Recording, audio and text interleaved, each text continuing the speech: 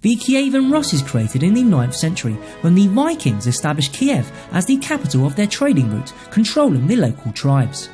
The Golden Horde is created in 1240 as the Mongol Empire become overlords of the Kievan Rus. The Tsardom of Russia is created in 1547 when, with the Mongols departed, Moscow's leader Ivan the Terrible crowns himself Russia's first Tsar, meaning Caesar, and he and his successors expand east into previous Mongol territory. The Russian Empire is created in 1721 when Tsar Peter the Great moves the capital from Moscow to St. Petersburg, allowing for maritime trade and the inflow of cultural enlightenment ideas from Europe.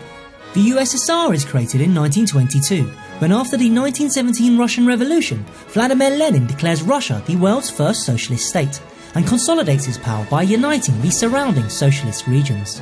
And finally, the Russian Federation is created in 1991 when the USSR falls apart and it sees authoritarian communism replaced by authoritarian capitalism.